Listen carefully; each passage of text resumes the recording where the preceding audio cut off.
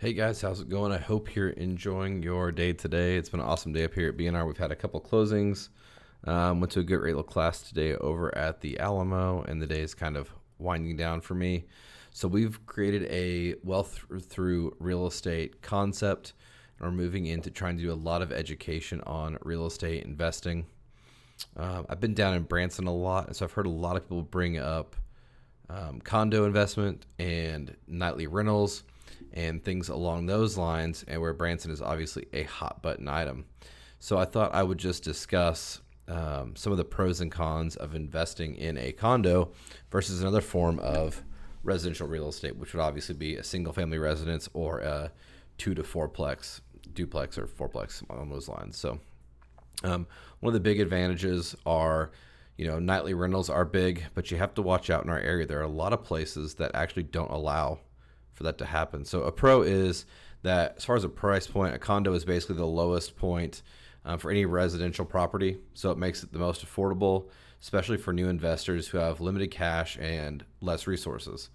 Some condos, which are really great, do qualify for an FHA or VA loan, provided, of course, you do use them for a period of time as your personal residence. So that's pretty neat. That allows you to get into those condos for roughly 0% to 3.5% down if you buy it right. Another positive aspect of condos, and as you'll see later on, this is actually a negative down the road too, is that they do have a homeowners associations for the most part, which makes it kind of hassle-free, and a lot of it's taken care of by that management, meaning things like upkeep of the building, exterior, common areas, maintaining the roof, grounds, and all that are no concern for the owner.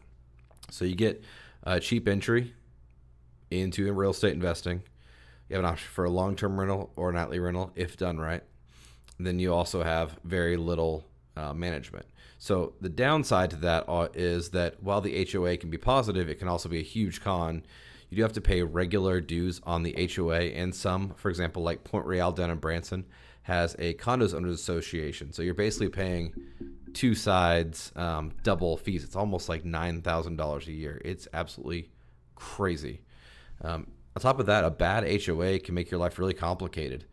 Not only when it comes to property, but if an HOA mismanages their funds, man, it can make things really, really bad, and your dues could go up substantially if they're not managing their books correctly. So if you go to buy a condo, I would highly suggest that you request financial info from the complex's homeowners association, including their current yearly budget, how they carry themselves in the way of reserves, and the cost of major repairs might be coming up. This will give you a really great idea as to how well an HOA is ran. You also have to abide by the complex's CC&Rs. These basically govern how the condo complex is ran. They can be far-reaching and regulate kind of what seems like everything for you, parking, exterior remodel, use restrictions, behavior in common areas. All those things can be kind of a cramp on what you're trying to do. So the other downside to that is the return on a condo is not as good as if you were to have a single family residence or a 2 to 4plex. Another consideration that I would take in with that money again is future value. Condos don't increase as well as single family residents, due in part to you have a reduced availability to create value by adding to the property's exterior or doing certain upgrades.